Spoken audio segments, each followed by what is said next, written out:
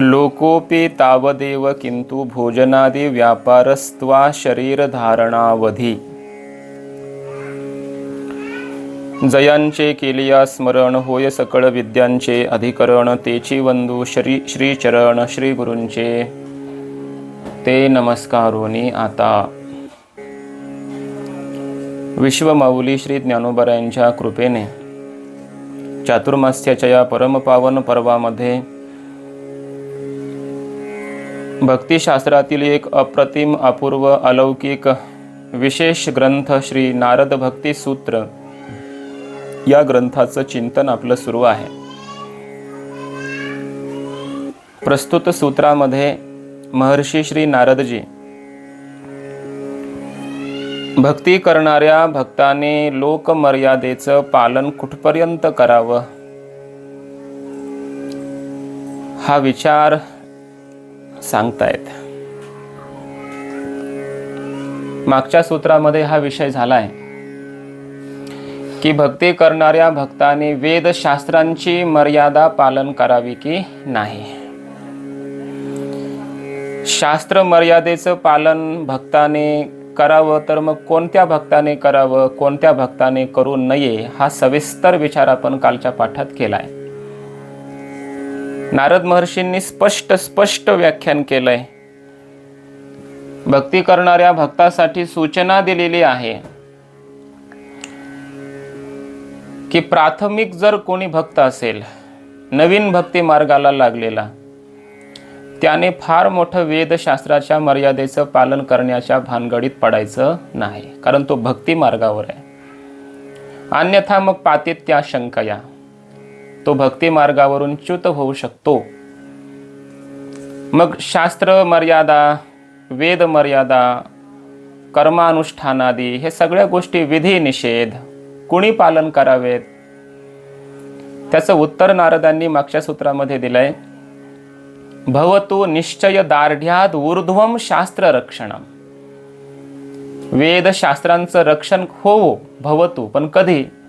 निश्चय दार्ढ्यात ऊर्ध्वम, अंतःकरणामध्ये भगवंताच्या विषयीचं परमप्रेम निश्चित झाल्याच्या नंतर, दृढ झाल्याच्या नंतर, आपल्या अंतःकरणामध्ये भक्ती पूर्ण रूपाने प्रकट झालेली आहे, असा भक्तीचा दृढ निश्चय झाल्याच्या नंतर ते जे महापुरुष असतात, भक्तिशास्त्राचे जे परम आचार्य असतात, त्या आचार्यांनी, त्या महापुरुषांनी, त्यांच्याकडे हे संप्रदायाचं उत्तरदायित्व असल्यामुळे त्यांनी मग जर वेदशास्त्रांच्या मर्यादेचं पालन केलं तर मग काही अडचण नाही। मग त्यांनी वेद काय म्हणतो, शास्त्र काय म्हणतं, कधी काय कुठं कसं कर्म करायचं, ह्या सगळ्या गोष्टींचं पालन त्यांनी करावं, विधी निषेधाचं पालन त्यांनी करावं। त्यांनीही नाही केलं तर काही अडचण नाही, पण त्यांच्या पाठीमागून येणारा समाज त्यांच्याकडे बघून कर्म करीत असल्यामुळे ज्ञानोबराय म्हणतात त्याप्रमाणे तयाची आचरती पाऊले पाऊनी सात्विक श्रद्धा चाले या न्यायाने, किंवा तयाही कर्तव्यासे उरले लोका लागी या न्यायाने त्या महापुरुषाने जर शास्त्रोक्त कर्माचं यथा निगुतीनं परिपालन केलं तर काही अडचण नाही, उलट चांगली गोष्ट आहे।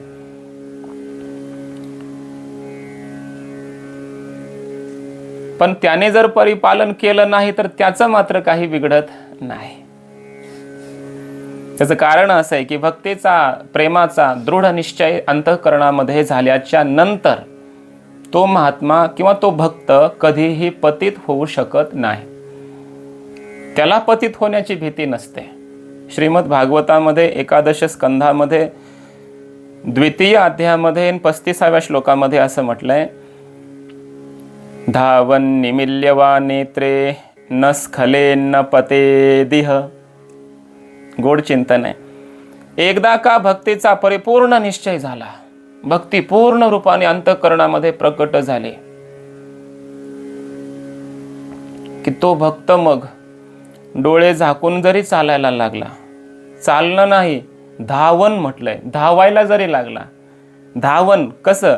निमिल्यवा नेत्रे, दोन्ही डोळे झाकून जरी तो धावत सुटला तरी हे न पतेद न स्खलेद, त्याचं स्खलन होणार नाही, त्याचं पतन कधीही होणार नाही, असा हा भक्ती मार्ग आहे.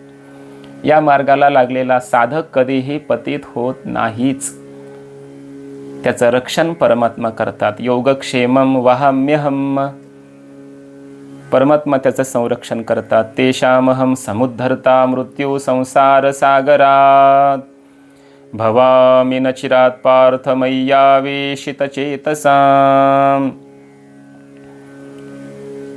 भक्ताची चिंता देवाला असल्यामुळे त्याचं संरक्षण परमात्मा, पालन परमात्मा करतात, म्हणून त्याचं स्खलन कधी होऊ शकत नाही, पतन कधी होऊ शकत नाही, कारण तो जगातील सर्वश्रेष्ठ मार्गावर आरूढ झालेला आहे.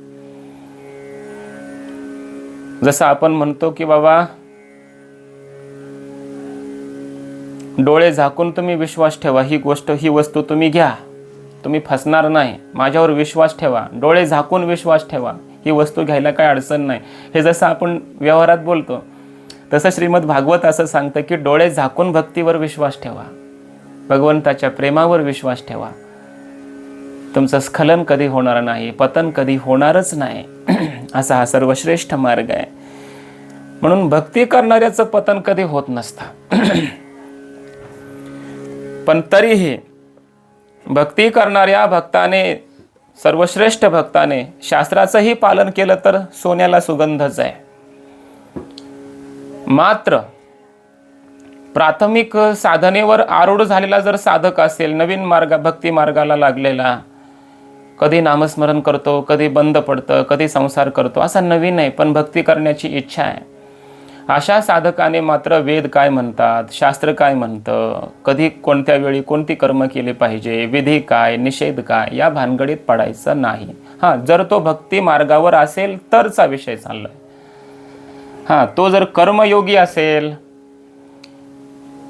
तर मग त्याने कर्माचं परिपालनच केलं पाहिजे.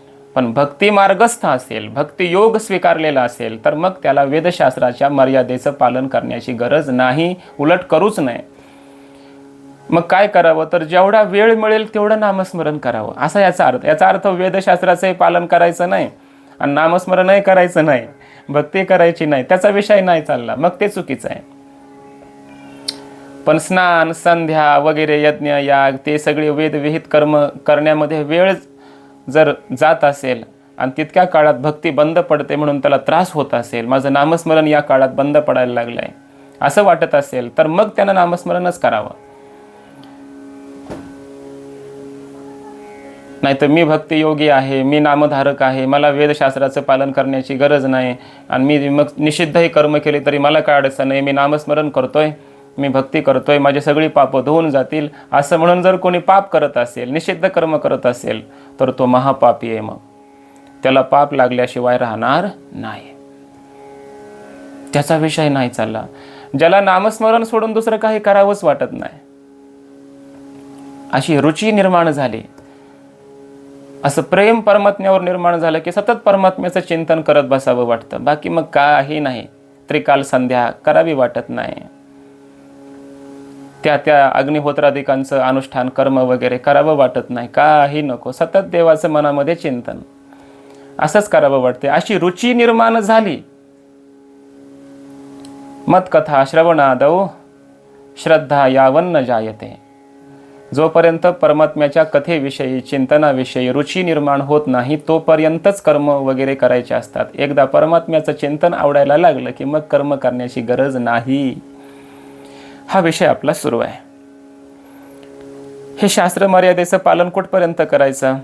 भक्ती दृढ होईपर्यंत. भक्ती दृढ झाल्याच्या नंतर त्यानं पालन केलं तरी अडचण नाही, नाही केलं तरीही अडचण नाही, असा विषय झाला. मग लोकमर्यादेचं पालन कोणी करायचं, कुठपर्यंत करायचं? कारण लोकांची मर्यादा आहेच ना.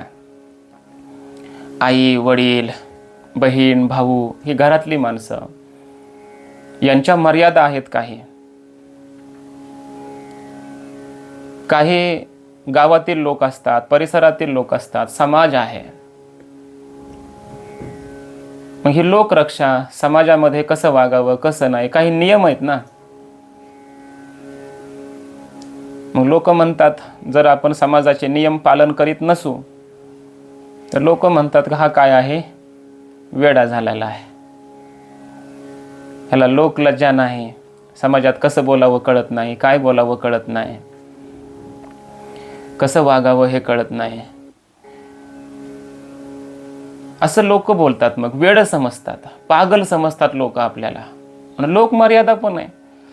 कपडे घालूनच आपण बाहेर पडतो, ही लोक मर्यादाच आहे ना. बाहेर गेल्याच्या नंतर मोठे प्रतिष्ठित लोक भेटले, त्यांना नमस्कार केलाच पाहिजे, ही लोक मर्यादा आहे. ह्या सगळ्या आई वडिलांचे काही आज्ञा असतात, त्या आज्ञेचं पालन करणं वगैरे ही मर्यादाच आहे.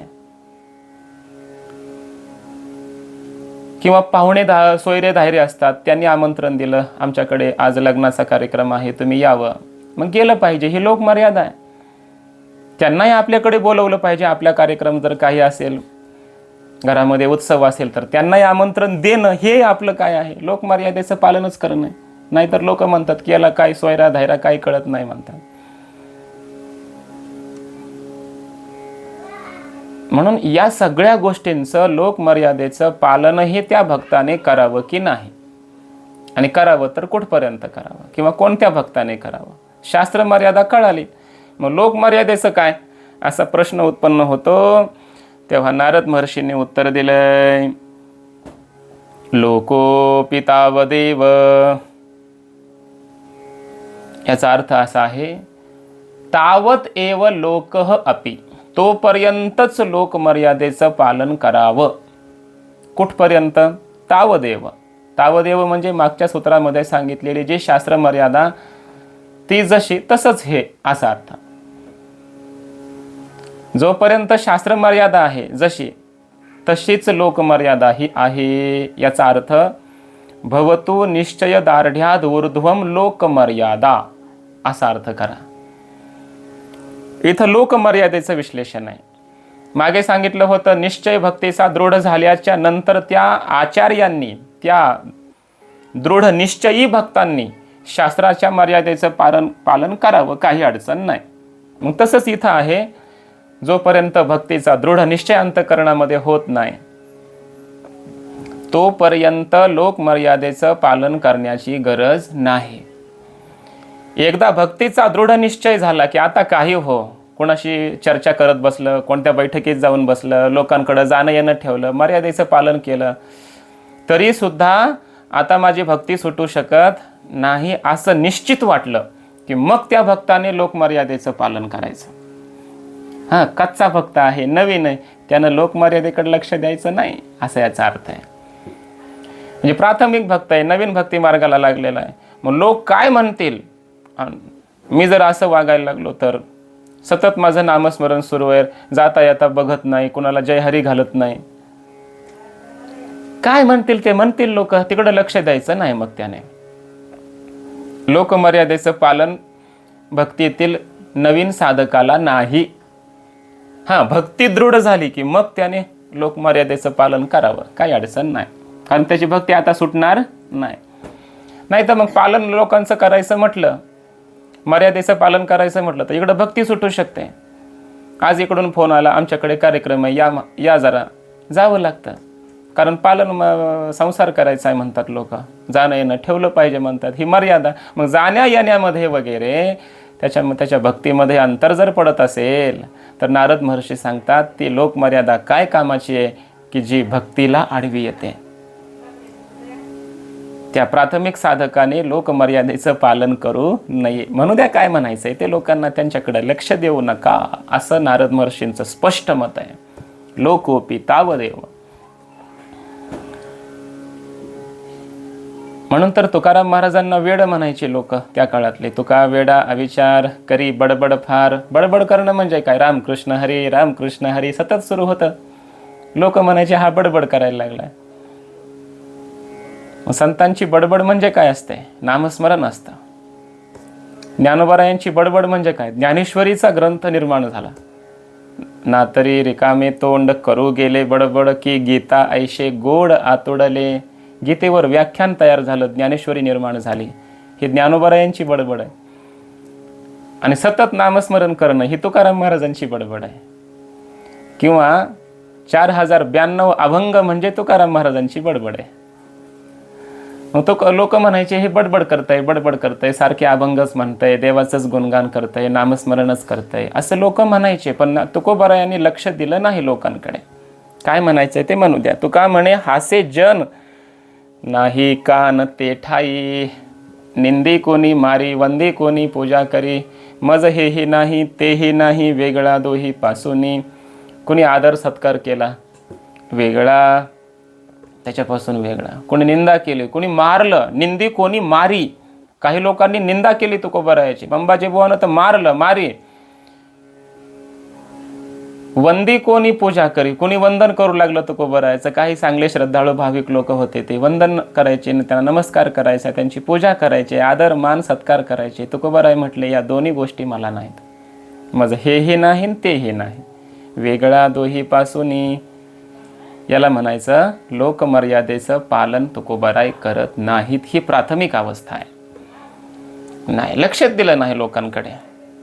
आज चांगलं म्हणतात, उद्या वाईट म्हणतील काही दिवसांनी हेच लोक. आज वाईट म्हणणारे लोक भविष्यात चांगलं म्हणतील. लोकांचं काय, लोकांकडे बघून भक्ती करायची नसते. वाळोजन मज म्हणोत शिंदळी, परी हा वनमाळी न विसंबे. तुकोबाराय म्हणतात वाळोजन, लोकांचा त्याग हो म्हटले माझ्यापासून. लोक माझ्यापासून दूर जावत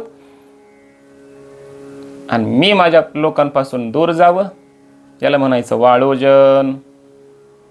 मज म्हणोत शिंदळे, मला शिंदळी म्हणोत, मला काय म्हणायचंय ते म्हणोत. हे लोक म्हणत असतील तुकाराम महाराजांना कदाचित, म्हणून अभंग निर्माण झालेत.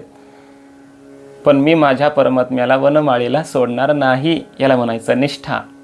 लोकांकडे बघून भक्ती करू नये साधकाने. तुका म्हणे आता ऐका वचन, तेजून या जन भक्ती करा. लोकांचा धिक्कार करा, त्याग करा. लोक काय म्हणते तिकडं लक्ष देऊ नका आणि भक्ती करा, साधना आपली सुरू ठेवा. त्याचं कारण असं आहे महाराज, संसारी लोक, जगातली लोक अशी असतात, ते काही केलं तरी नावच ठेवतात. तुकोबाराचा एक स्पेशल अभंग आहे या चिंतनाचा. लग्न करू जाता म्हणती हा मातला, न करिता झाला नपुंसक. लग्न केलं उन्मत्त झालाय म्हटले आता, असं म्हणतात लोक. नाही लग्न केलं अरे नपुंसक असेल म्हणतात. काही कोणतीही गोष्ट करा, म्हणून तुकोबाराय म्हणतात या लोकांचा त्यागच करा. लोक तैसा वोक कदा राखवेना. म्हणून लोकांना कसं समजावं, तुकोबाराय म्हणतात वोक, वकारीसारखं समजावं. हा लोक म्हणजे कसा आहे, वोक म्हणजे आमची ओकलेली ही वकारी आहे. असं वकारीचं ग्रहण आपण करत नाही. त्याप्रमाणे या समाजामध्ये कोण काय म्हणतंय त्यांचा स्वीकारच भक्ताने करायचा नाही. भगवान परमात्म्याने वेणू वाजवला वृंदावनामध्ये, पावा घोंगडी घेऊन पायी. परमात्म्याने तो पावा घेतला आणि वाजवला. हा वेणुनाद, हा पावा त्या गोपिकांच्या कानावर पडला. कानावर पडल्याच्या नंतर त्या गोपिका घरातून बाहेर निघाल्या. आकर्षण झालं गोपिकांना परमात्म्याने. त्या वेणुनादातून गोपिकांचा मन चित्त आकर्षित करून घेतलं. त्या गोपिका ज्या जे कामं करत होत्या ते सगळे कामं विसरून निघाल्या. विसरल्या कामधंदा, सासू सासऱ्याची नाही मर्यादा, हा विषय. विसरल्या कामधंदा. कोणी पाणी आणण्यासाठी गेलेलं होतं, कोणी दंतधावन करत होतं, कोणी झाडझूड करत होतं, कोणी स्वयंपाक करत होतं. आपापली जी सगळी कामं होती ते विसरल्या आणि त्या मुरलीच्या ध्वनीच्या दिशेनं निघाल्या घराच्या बाहेर. कुणाला पतीनं अडवलं, कुणाला सासूने अडवलं, कुणाला सासऱ्याने अडवलं. कुठं निघालात, जायचं नाही बाहेर, कुठं निघालात, कुठं निघालात. सासू सासऱ्याची नाही मर्यादा, मर्यादा नाही ठेवली. पतीची नाही, पत्नीची, आपलं सासूची नाही, सासऱ्याची नाही, कुणाची मर्यादा ठेवली नाही गोपिकांनी. निघाल्या कृष्णाकडं. गोड वर्णन केलंय संतांनी महाराज. यालाच म्हणायचं लोकोपी तावदेव. लोक मर्यादेचं पालन हे साधकाला भक्ताला करण्याची गरज नसते. म्हणू द्या काय म्हणायचंय ते लोकांना. दृष्टी वेधिली परमानंदावो, पावा घोंगडी घेऊनी पायी. आपली दृष्टी, आपलं मन परमात्म्याकडे वेधलेलं असावं. वेधले वो मन तयाची ये गुणी, क्षणभरी न विसंबे विठ्ठल रुक्मिणी. ज्ञानोबाराय म्हणतात. माऊलींनाही लोक वेडच म्हणत असतील ना त्या काळामध्ये, कारण ज्ञानोबारायांना वेध लागला कृष्णाचा, पांडुरंगाचा. असा वेध लागला की तो कृष्ण मला कधी भेटेल. पांडुरंगालाच ज्ञानोबाराय कृष्ण म्हणतात बरं. तो कृष्णे वेधिली विरहिणी बोले, चंद्रमा करीतो उभा रागे माये, न लवा चंदनू अंगी न घाला विंजन वारा, हरी विन शून्य शेजारुगे माये. माऊली विरहिणी अवस्थेमध्ये जातात. तो देव मला कधी भेटेल, तो कृष्ण मला कधी भेटेल. आणि विचारावं कुणाला? ज्यांना विचारायला जावं ते लोक तर नावच ठेवायला लागलेत. कुणाला देवाचं पडलंच नाही, त्यांनाच अजून देवाचं आकर्षण नाही. देव म्हणजे काय, त्याचं महात्म्य माहिती नाही. मग विचारायचं कुणाला तो देव कधी येईल? म्हणून विचारतात ज्ञानोबाराय कुणाला? कावळ्याला. पहिलं तो गे काऊ कोकत आहे, शकून गे माये सांगत आहे, उडरे उडरे काऊ तुझे सोन्याने मढवी न पाऊ, पाहुणे पंढरी राव घरा कै येते. कावळ्याशी बोलतात ज्ञानोबाराय. तुकोबाराय तर म्हणतात, पुसावेसे हेची वाटे, जे जे भेटे तयाशी, देव कृपा करील मज काय लाज राखील. असं वेड होणं देवासाठी. समाज काय म्हणतोय तिकडे लक्ष जर लागलं तर मग असं वेडेपणा होत नाही ना भक्तीत. भक्तीमध्ये असं वेड होणं हेच भक्तीचं काय आहे? सर्वोच्च स्वरूप आहे. परमार्थातली ही उच्च अवस्था आहे. म्हणून लक्षात घ्यावं, लोक जर आपल्याला वेड म्हणत असतील, घरची माणसं आपल्याला वेड म्हणत असतील, हे येड आहे, हे आमचं येड आहे, याला काही समजत नाही, कळत नाही, कुणाला काय बोलावं, काय करावं, पैसा कसा मिळवावा, संसार कसा करावा, याला काही कळत नाही, हे पागल आहे, हे मूर्ख आहे, हे वेड आहे, असं जर घरची माणसं म्हणत असतील, सगळेच कोणी, घरची म्हणा गावातली म्हणा, कोणी असं म्हणत असतील, समजावं आपण भक्तीच्या मार्गावर आहोत. तुकोबरायाच्या मागं मागं चाललोय, माऊलींच्या मागं मागं चाललोय, गोपिकांसारखी आपली भक्ती होतीये असं पण भक्ती करत असू तर बरं. नाहीतर भक्ती सुरू नाही, घरची माणसं असं म्हणत असतील तर मग समजावं आपण खरंच मूर्ख आहे. भक्ती आपण करतोय आणि त्यामुळं जर लोक असं बोलत असतील तर आपण मग भक्ती मार्गावर आहोत असा त्याचा अर्थ आहे. मर्यादा नाही महाराज. म्हणून संतांना तर वेड म्हणतात लोक. खरा भक्ती करणाऱ्याला कोणी महाराज म्हणतच नाही. त्यामुळं हे कलियुग आहे. खरी भक्ती करणारा, खरी भक्ती कीर्तनातून सांगणारा, कीर्तनाचा विषय जो संतांनी सांगितला तोच सांगणारा, भक्ती ज्ञाना विरहित इतरा गोष्टी न कराव्या, प्रेम भरे वैराग्याच्या युक्ती विवराव्या. शांतीब्रह्मनाथ महाराजांनी कीर्तनाची ही मर्यादा घालून दिली. ऐशी कीर्तन मर्यादा आहे संतांच्या घरची. काय काय कीर्तनाचे विषय 3च असावेत. नाथ महाराज सांगतात काय?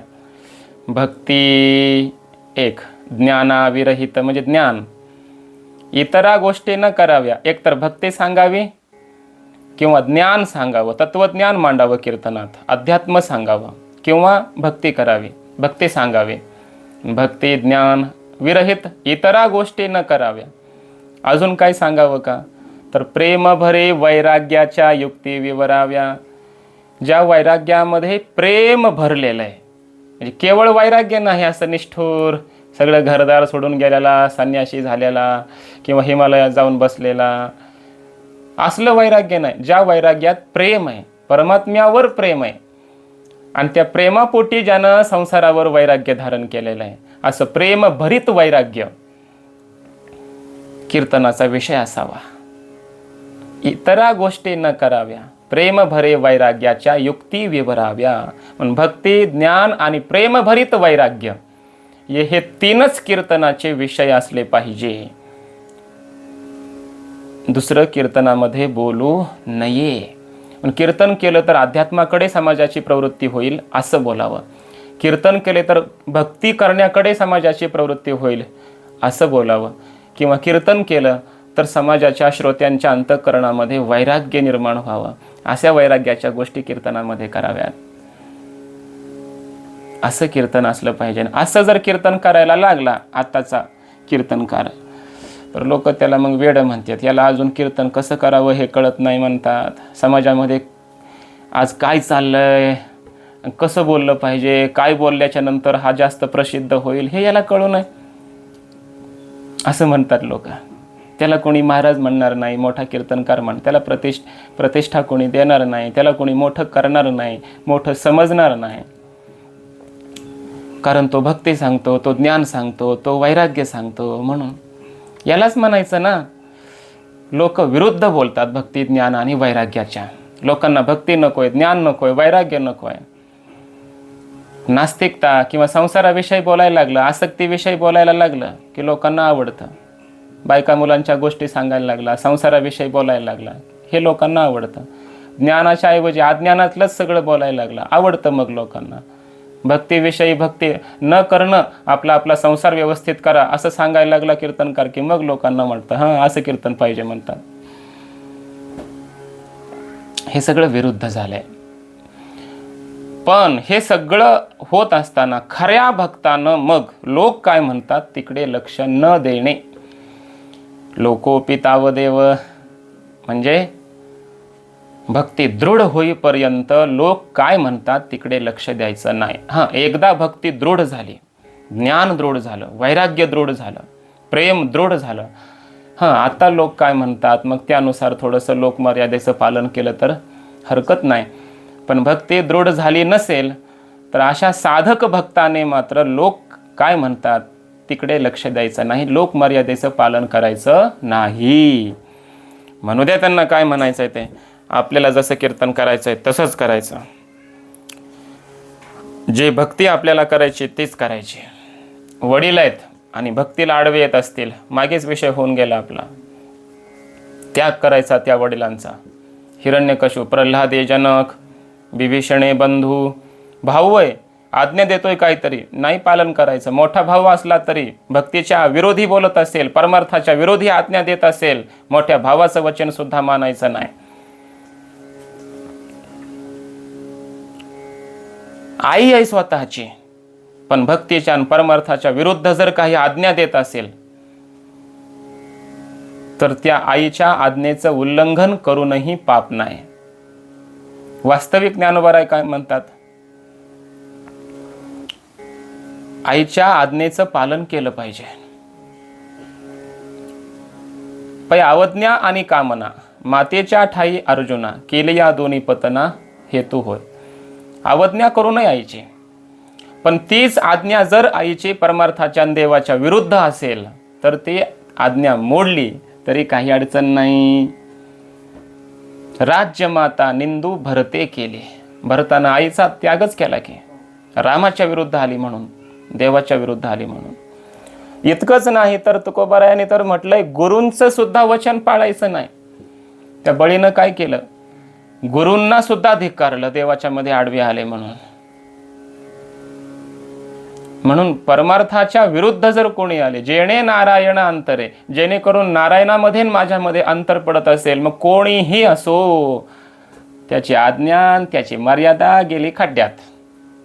त्याला एका क्षणामध्ये सोडायचा, आपण तिथून दूर जायचं. त्याच्याशी विवाद करायचा नाही, वाद करायचा नाही, भांडण करायचं नाही, अदवा तदवा काही बोलायचं नाही, असं का तसं का विचारायचं नाही. त्यांनी बोललेलं गुपचूप ऐकून घ्यायचं, मात्र तिथं राहायचं नाही. अशा क्षेत्राचा, अशा भूमीचा, अशा स्थलाचा, अशा लोकांचा त्याग करायचा. तिथून दूर जाऊन आपलं भजन चिंतन करायचं. आपल्या मार्गावर आपण आरूढ व्हावं, एकनिष्ठ राहावं. याला म्हणायचं लोकोपि तावदेव.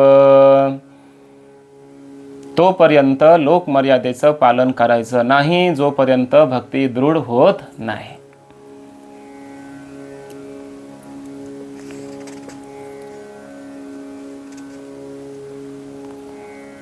पुढे शब्द आलाय सूत्रामध्ये, भोजनादी व्यापारस्त्वा शरीर धारणावधी. मग म्हटले त्यानं भोजन करणं, स्नान करणं रोजचं, दंतधावन करणं, या गोष्टींचं पालन करावं की नाही करावं? कारण वेदाची मर्यादा कळाली, शास्त्राची मर्यादा कळाली, लोकमर्यादा कळाली, इथपर्यंत विषय झालाय सर्व. मग आता भोजनादी व्यापार जो आहे, दैनंदिनी आपली खाणं पिणं उठणं हे जे आहे, हे त्यानं करावं की नाही, कुठपर्यंत करावं, का त्यालाही काही मर्यादा आहे अशीच? मग त्याला उत्तर दिलंय, भोजनादी व्यापार तो आ शरीर धारणावधी. जोपर्यंत हे शरीर आहे तोपर्यंत त्यानं खाणं पिणं सुरू ठेवावं, बंद करू नये.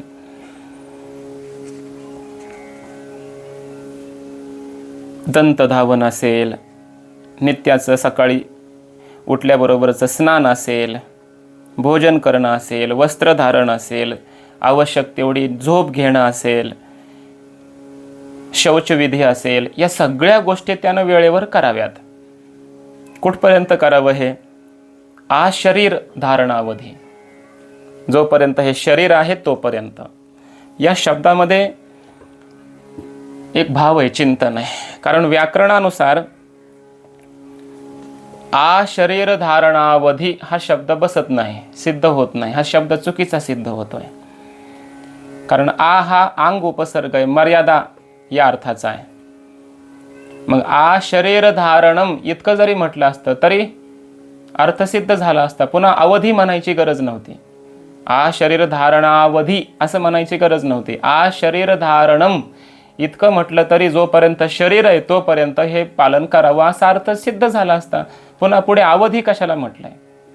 ते व्यर्थ आहे असं व्याकरणातून वाटू शकतं. किंवा मग असं म्हणायचं शरीर धारणावधी, मग आ लावायची गरज नव्हती. कारण आ सुद्धा काय आहे? मर्यादा, अवधी सांगणारा उपसर्ग आहे. आणि अवधी शब्दाचा अर्थ पण मर्यादाच आहे. दोन दोन मर्यादा अर्थाचे शब्द या ठिकाणी का दिलेत? व्याकरणानुसार या ठिकाणी सदोषता वाटायला लागते. एकतर आ शरीर धारणम असं म्हणायला पाहिजे होतं, मग बरोबर आहे. किंवा शरीर धारणावधी असं म्हणायला पाहिजे होतं. आ शरीर आणि पुन्हा धारणावधी, आई म्हटलं सुरुवातीला आणि अवधी म्हटलं, हे दोन दोन शब्दांची गरज नव्हती. असं का म्हटलं? मग नारदांना हे कळत नव्हतं का? आपल्यापेक्षा नारदांचा अभ्यास कमी होता का? मग व्याकरण त्यांना येत नव्हतं की काय? तर मग ज्या अर्थी त्यांनी असं म्हटलंय तर ते बरोबरच आहे. मग व्याकरणानुसार तर हे सिद्ध होत नाही, बरोबर सिद्ध होत नाही, चुकीचं वाटायला लागलं. तर याचा अर्थ महापुरुषांनी असा सांगितलाय की इथं आ शब्दाचा अर्थ वेगळा, अवधी शब्दाचा अर्थ वेगळा घ्यावाच लागतो. ज्या अर्थी योजलाय त्या अर्थी याचे भाव वेगळे आहेत. काय भाव आहेत? तर आ शब्द हा जन्माचा बोधक आहे आणि अवधी शब्द हा मृत्यूचा बोधक आहे. आ शरीर म्हणजे जन्मापासून, शरीर निर्माण झालं, जन्माला आलं तेव्हापासून. आणि धारणावधी म्हणजे मृत्यूपर्यंत, जोपर्यंत शरीर धारण केलंय म्हणजे मृत्यू येईपर्यंत. म्हणून अवधी नाम मृत्यू, आ नाम जन्म. आ म्हणजे जन्म, अवधी म्हणजे मृत्यू, जन्म मृत्यू असा अर्थ. म्हणजे जन्मापासून मृत्यूपर्यंत असा याचा अर्थ करावा. आ शरीर धारणावधी, जन्मापासून मृत्यूपर्यंत असा याचा अर्थ केला पाहिजे, असं महापुरुषांनी वर्णन केलेलं आहे. जन्मापासून मृत्यूपर्यंत काय करावं? भोजनादी व्यापार, हा भोजनादी सर्व व्यापार करावे. दंतधावन, स्नान, भोजन, वस्त्रधारण, निद्रा, सगळ्या गोष्टी या ठीक कराव्यात, बरोबर करीत राहावं. आणि यांच्यामध्ये जर आपण व्यतिक्रम केला, काही बिघाड केला, भोजनच केलं नाही आणि भक्ती करायला लागलाय, साधक आहे, भक्त आहे आणि जेवणच करत नाही, समजा रोज स्नानच केलं नाही त्याने, नाही म्हटलं स्नान तरी कराय, वेदाचं पालन करायला सांगितलं नाही मला, लोकमर्यादेचं पालन सांगितलं नाही नारद महर्षींनी मला, हे सगळं करू नका, मग मला स्नान तरी करायची काय गरज आहे, मला भोजन तरी करायची काय गरज आहे, मला झोप तरी घ्यायची काय गरज आहे, असं जर त्याला वाटायला लागलं आणि भोजन बंद केलं, झोप घ्यायचं बंद केलं, स्नान करणं बंद केलं, दंतधावन बंद केलं, तर मग भक्ती पण बंद होईल आणि रोग होतील, त्याला रोगी बनेल, भक्त नाही बनणार, रोगी बनेल, आजारी पडेल. आणि भक्त जर रोगी आजारी पडला तर मग भगवंताला त्याची चिंता लागते. होतं असं की त्याचं जरी चिंतन सुरू आहे, स्नान वगैरे करत नाही, भोजन करत नाही, भगवंताची भक्ती करायला लागलाय सारखे, मग तो आजारी पडतो, त्याला रोग होतात आणि मग त्याची काळजी भक्ताला लागते, देवाला लागते ना. म्हणजे भक्ताचा विचार काय असतो हे असं का म्हटलंय? भोजनाधिक सगळे व्यवहार जे आपले दैनंदिनी आहे ते व्यवस्थित केले पाहिजे आपण वेळेच्या वेळेला. भक्ती करणाऱ्या साधकाने सुद्धा पार मृत्यू येईपर्यंत आपण आपलं स्नान करावं, दंतधावन करावं, भोजन करावं, आवश्यक ती झोप घ्यावी, हे मात्र त्यानं मृत्यूपर्यंत करीत राहावं.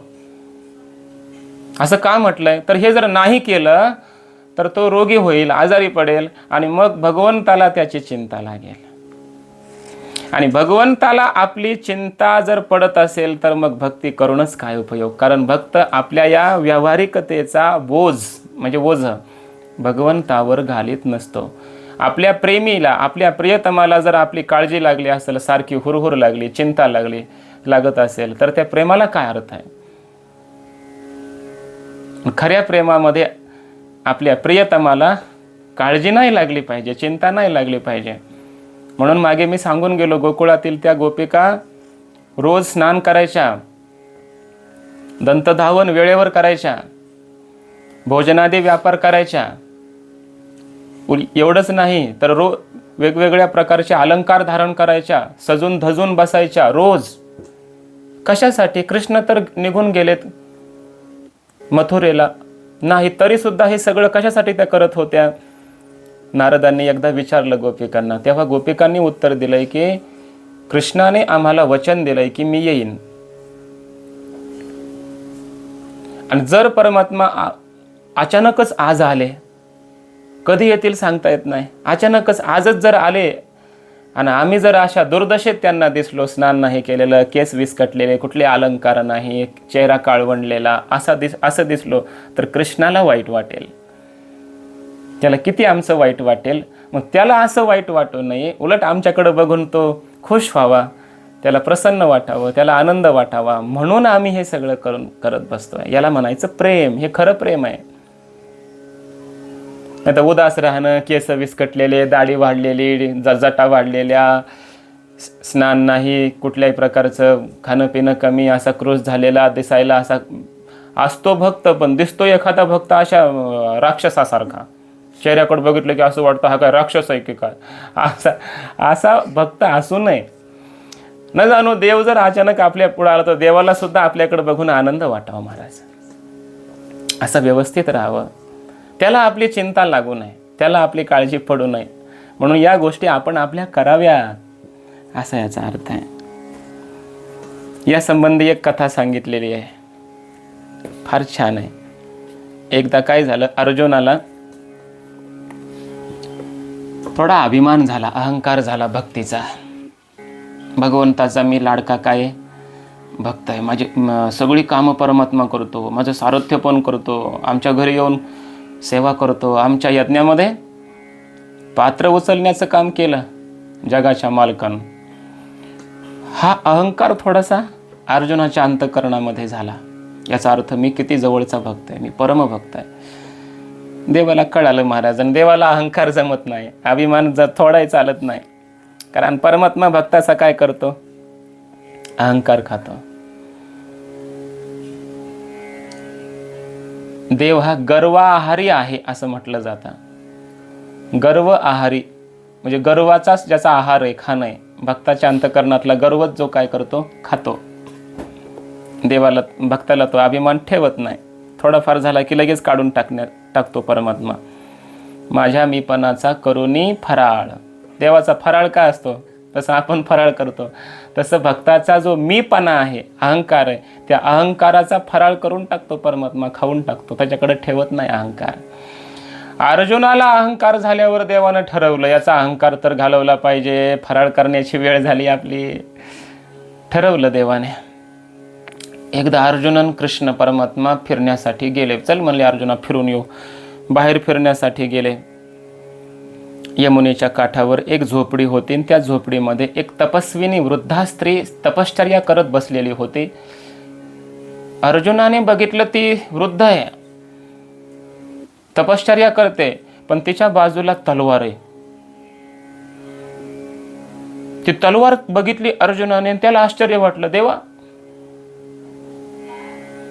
ही वृद्धा स्त्री आहे, तपस्विनी दिसते, आणि तिच्या बाजूला तलवार तिनं ठेवली मोठी, का बरं ठेवली असेल? कृष्णाने सांगितलं, म्हणे जा तूच विचारून ये, मात्र जाता गेल्यावर मी इथं बाहेर उभा आहे हे सांगू नको, आणि तू अर्जुन आहेस असा तुझाही परिचय देऊ नको, फक्त तिला विचारून ये म्हटले. अर्जुन गेला आतमध्ये, वंदन केलं त्या मातेला, आणि अर्जुन बोलायला लागला, माते आपण तपस्विनी आहात, तपश्चर्या तुमची सुरू आहे, मग ही तुम्ही बाजूला तलवार ठेवली ती कशाला ठेवली असं विचारलं अर्जुनाने. ती वृद्ध स्त्री एकदम असे, तिचे डोळे रागानं लाल झाले, चिडली एकदम, आणि ती वृद्ध स्त्री बोलायला लागली, ती दुष्ट द्रौपदी आणि तो स्वार्थी अर्जुन जेव्हा भेटेल ना तेव्हा त्याला मारण्यासाठी ही तलवार ठेवली म्हटली मी. अर्जुनाने ऐकलं, त्याला आश्चर्य वाटलं, म्हणजे त्या द्रौपदीनं असं कोणता दोष केला आणि त्या अर्जुनाने असं कोणता स्वार्थीपणा केलाय की त्यांना मारण्यासाठी तुम्ही ही तलवार ठेवली, विचारलं त्याने परत. त्या वृद्ध स्त्रीनं, त्या भक्तिमती मातेनं त्या ठिकाणी सांगितलं महाराज. ती म्हणायला लागली, त्या द्रौपदीनं दुष्ट आहे म्हटली, तिनं काही कमी अपराध केले? त्या द्रौपदीला जेव्हा त्या दुःशासनाने हाताला पकडलं आणि त्या राजसभेमध्ये ओढत आणलं, तिची साडी वडायला लागला, तिनं माझ्या गोविंदाला, माझ्या त्या कृष्णाला हाका मारून मारून मारून जेवायला बसलेल्या वाढलेल्या ताटावरून उठायला भाग पाडलं. आणि तशा अवस्थेमध्ये परमात्मा जेवणाच्या ताटावरून उठून त्या राजसभेमध्ये जातात. आणि त्या द्रौपदीनं इतकाही विचार केला नाही की मी अपवित्र दशेमध्ये आहे, मी रजस्वला आहे, हाही विचार केला नाही. हाक मारली कृष्णाला, माझ्या कृष्णाला, माझ्या देवाला त्या द्रौपदीचं साडी व्हावं लागलं, वस्त्र अवतार घ्यावा लागला. काय झालं असतं, ती नग्न झाली असती तर माझ्या कृष्णाला का हाक मारायची, माझ्या कृष्णाला का त्रास द्यायचा, असं म्हणायला लागली. कोण? ती वृद्ध स्त्री म्हणते. म्हणून ती जर भेटली ना मला द्रौपदी, तिला मारण्यासाठी ही तलवार मी ठेवली. म्हणजे अर्जुनाला का म्हणून? आणि अर्जुन तर काय कमी स्वार्थी आहे का? अर्जुनाने काय केलं, कृष्णाला सारथी बनवलं. आणि कृष्णाला त्या अर्जुनाने रथ हाकायला लावला. जेव्हा ते युद्धामध्ये बाण सुटायचे ते माझ्या कृष्णाला अगोदर लागायचे. त्या युद्धामध्ये माझा कृष्ण रक्तबंबाळ झाला, त्या अर्जुनामुळे झाला. एवढं कळू नये, देवाला त्याने रक्त हाकायला लावला. सुकुमार माझा कृष्ण, माझा गोविंद. मग जर तो अर्जुन भेटला ना तर त्याला एक मारण्यासाठी ही तलवार ठेवली. काय झालं असतं, अर्जुन जर मेला असता युद्धात तर काय फरक पडला असता? पांडवही सगळे मेले असते तर काय फरक पडला असता? माझ्या कृष्णाला त्यांनी हा त्रास का द्यायचा? हा त्रास नव्हता द्यायला पाहिजे त्यांनी. म्हणून मी ही तलवार ठेवली, म्हणे भेटू द्या दोघांना, मारूनच टाकते. अर्जुन तसाच गुपचूप मान खाली घालून बाहेर आला आणि त्याच्या ध्यानात आलं की खरंच आहे, कृष्णानं किती मोठी सेवा केली आमची. त्यानं तर त्याचं प्रेम, त्याचं वात्सल्य सांभाळलं, आमची सेवा केली. पण मी भक्त म्हणून त्याचाही अहंकार करून बसलो, मोठा भक्त म्हणून भगवंताला मी त्रास दिला. म्हणून भक्त हा भगवंताला त्रास व्हावा असा विचार करत नाही, असं राहत नाही. म्हणून त्यानं काय केलं पाहिजे, आपल्या सगळ्या गोष्टी व्यवस्थित पार पाडल्या पाहिजे. भगवंताला चिंता लागेल, कष्ट होईल, त्रास होईल असं भक्ताने वागू नये. आपल्या शरीर निर्वाहाचं काम त्याने स्वतः आपल्या आपण केलं पाहिजे. आपल्या भोजनाचं काम देवावर भार घालू नये. माझ्या पोटाची चिंता आपल्यालाच असावी. आपण आपलं पोट भरणं, ह्या काम तेवढी पुरती कामं करणं, या गोष्टी मिळवल्या पाहिजे, केल्या पाहिजे. ते पोटाचा भार देवावर घालू नये. आपापल्या पद्धतीने आपण ते कामं करावीत. देवावर पोट भरण्याचा प्रयत्न करू नये, थोडक्यात असा अर्थ. मग काय करावं त्याने ते पोट भरण्यासाठी, कुठली कामं करावीत? तर तो ज्या क्षेत्रामध्ये, ज्या ठिकाणी त्याला तिथं जे करणं शक्य आहे ते तेवढ्यापुरतं त्यानं करावं, पोट भरण्यापुरता. तेवढा व्यापार करावा त्याने पोट भरण्यापुरता. त्याचा भार देवावर घालू नये. मग कोणी काय करेल, कोणी राजा असेल भक्त तर तो त्या राजव्यवहारच करेल, कोणी सैनिक असेल तर त्यानं ते सेवा करायची. भक्त आहे आणि सैनिक आहे तर त्यानं ते आपलं युद्ध करणं काय जे असेल ते करावं. शेतकरी आहे तर त्यानं शेतीच करावी, काय आहे ते आपलं आपलं आले भागा ते करीतो, नाम तुझे उच्चारितो. जे आपल्या वाट्याला कर्म आलंय, जे भागाला आपल्या भाग्यामध्ये समोर जे आलेलं आहे ते कर्म त्याने आपापल्या पद्धतीनं करावं, आपलं पोट भरावं, त्याची चिंता देवावर घालू नये. तुकोबराय कधी देवाला हाक मारत नाही, देवा भूक लागली मला आणून दे काही खायला, माझ्या पोटाची, माझ्या घराची, माझ्या संसाराची देवा काहीतरी व्यवस्था कर, असं तुकोबराय देवाला कधी मागतच नाहीत, कधी विचारित नाहीत, कधी बोलत नाहीत. याचा अर्थ काय महाराज? आपल्या पोटाची चिंता देवाला सांगू नये, तेवढं आपण आपलं काम करीत राहावं. हां, तो स्वतः येऊन काही देत असेल तर ती गोष्ट वेगळी, पण भक्ताने कधी देवाला म्हणू नये आमच्या संसाराला बघ जरा लक्ष दे, आमच्या संसाराकडं, असं कधी आपण देवाला म्हणू नये. तेवढ्यापुरतं आपण आपले कष्ट करावेत. आपल्याला शरीर दिलंय देवानं, इंद्रिय दिले, मन बुद्धी दिले, त्यानं होईल तेवढी कामधंदे करावे, त्यानं आपलं पोट भरावं. आपापल्या पद्धतीनं ती कामं करावेत. कोण काय करतं, कोण काय करतं, प्रत्येकाचे वेगळे. काय झालं म्हणे, त्याला दृष्टांत दिलाय. 4 जण होते आणि 4घांनी सुद्धा दारू पिली. दारू पिल्याच्या नंतर झालं असं की 4घांनाही वेगवेगळा परिणाम झाला, नशा चढली. आणि एकाचं असं झालं, एक जण गायनच करायला लागला, त्याला संस्कार गायनाचे होते, गायन करायला लागला. कलियुगातला कदाचित भजनी असू शकतो. त्यानं पिली आणि तो भजन करायला लागला, म्हणजे गायन करायला लागला, काही गाणे वगैरे म्हणायला लागला. एकानं सगळ्यांनी समान मात्रेत दारू पिली, सारखीच पिली, पण एक जण गायन करतोय, एक जण कोणाच तरी राग आला होता म्हणून शिव्या द्यायला लागला त्याला. एक जणाला तर दारू पिली की झोप आली, झोपला. आणि एकाला दारू चढलीच नाही, नशाच चढली नाही. 4घांना 4 परिणाम झाले. 2घांनी एकच दारू पिली आणि समान मात्रेत पिली, तरी 4घांना 4 परिणाम वेगवेगळे झाले. का? त्यांच्या त्या प्रकृती स्वास्थ्याप्रमाणे. प्रत्येकाची प्रकृती वेगळी आहे, त्यानुसार त्याचा परिणाम झाला. त्याप्रमाणे भक्तीची नशा ज्याला चढलेली असते तो वेगवेगळ्या पद्धतीने काम करत असतो.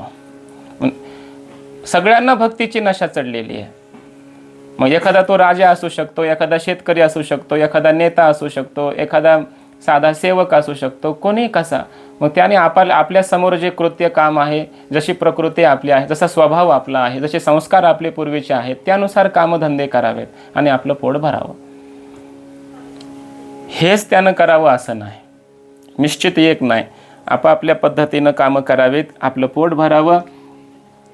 आपल्या शरीरधारणाची चिंता देवावर टाकू नये, असा याचा अर्थ आहे. म्हणून शरीर धारणावधी जन्मापासून मृत्यूपर्यंत भोजनाधिक व्यापार मात्र त्याने आपापल्या पद्धतीने करावेत. त्याचा भार देवावर घालू नये. लोकमर्यादेचं पालन मात्र नवीन भक्ताला करण्याची गरज नाही. वेदमर्यादा, शास्त्रमर्यादाचं पालनसुद्धा भक्ताने करण्याची गरज नाही, आवश्यकता नाही. जर भक्ती दृढ झाली, निश्चय दृढ झाला भक्तीचा, तर मग मात्र लोकमर्यादेचं पालन, शास्त्रमर्यादेचं पालन त्याने केलं तरी काही अडचण नाही. अशा प्रकारचा विषय या 2-3 सूत्रांमध्ये इथपर्यंत झाला.